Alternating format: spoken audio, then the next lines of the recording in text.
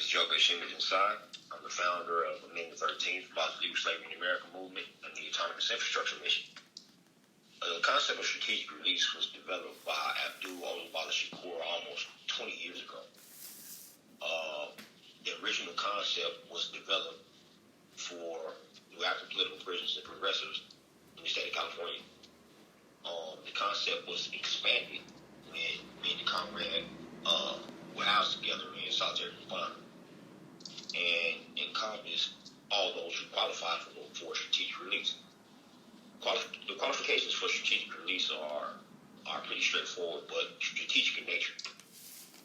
One must have 25 years or more of continuous confinement. The purpose for that is, according to the Bureau of Justice Statistics, those who have served 25 years or more or are 50 years or older have a 0.015% recidivism rate, meaning they simply do not reoffend.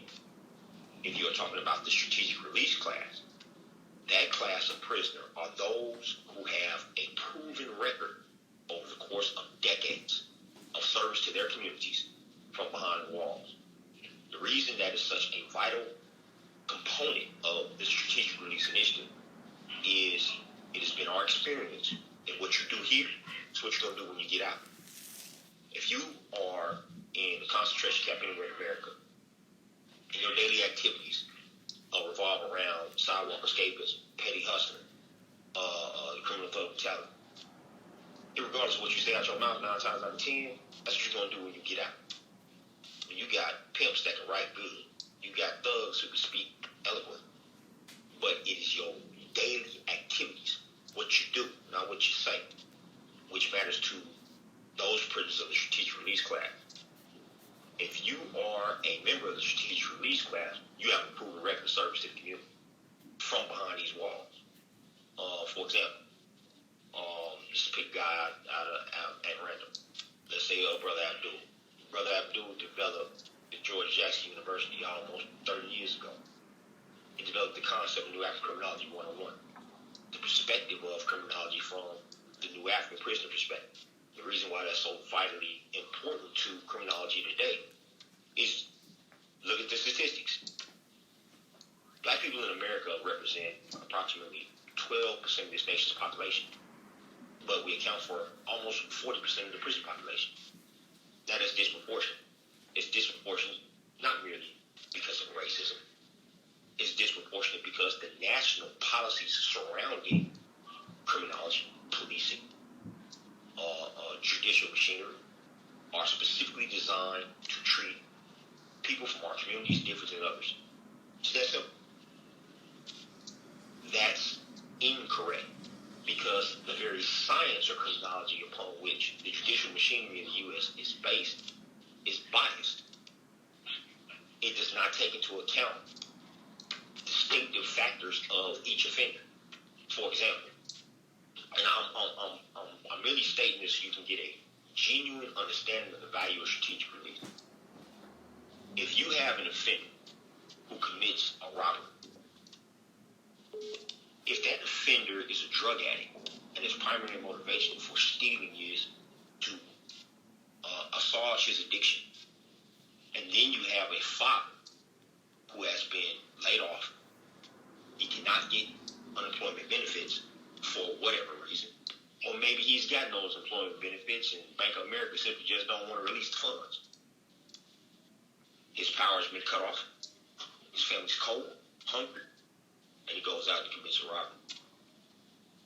Then you have a guy who commits a robbery simply for personal gratification because he's greedy. He wants to steal from somebody. All three of those are distinct motivational factors with distinct social perspectives. The way justice views each one of those individuals should reflect those distinctive factors. It doesn't. It views every last one of them as simply a robber. That's incorrect from the perspective of New African criminology. From the perspective of U.S. criminology, there's no problem with that.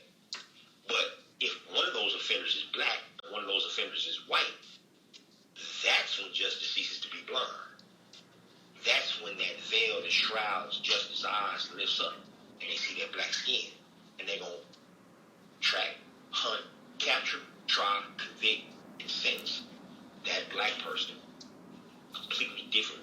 counterpart. That's a contradiction. That contradiction is exposed by the science of African Criminology 101. This brother developed that science. The other standard of strategic release, which is of vital importance, is community-based parole, pardon, and clemency review boards. The concept of strategic release and the concept of community-based parole, pardon, and clemency review boards are interconnected. This is why it's so important. Who is the greatest stakeholder in determining who comes back to the community?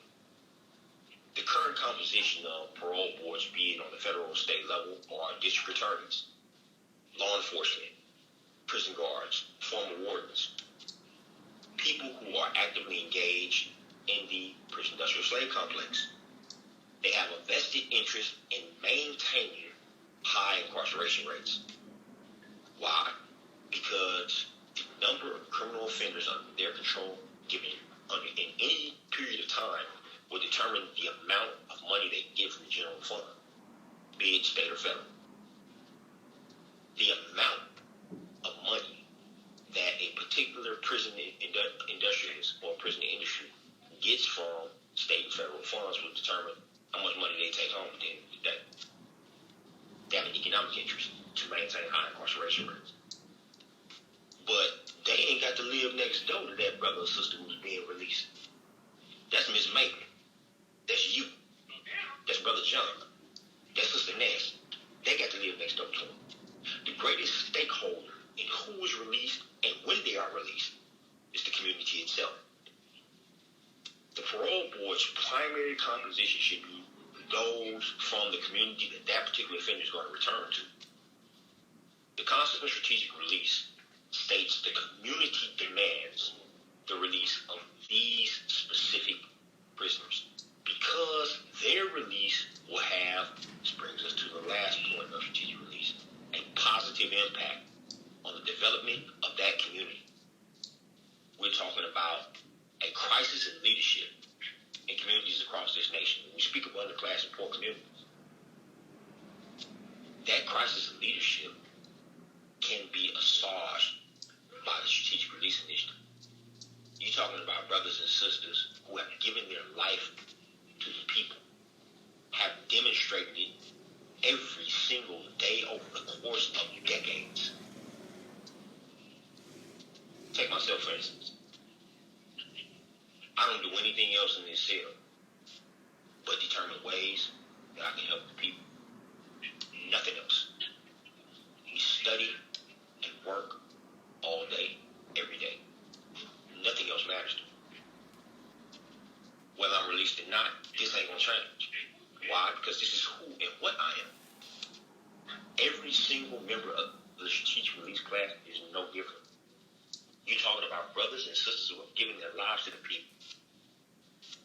The concept of strategic release states those released on strategic release have dedicated themselves to serving the community into perpetuity. That means your release is predicated upon your service to the community forever. We don't retire. We don't get out, work in some community development organization for a couple of years, go on to something else. No, our lives belong to the people. And because we have dedicated our lives to the people, we should receive the ultimate in social justice.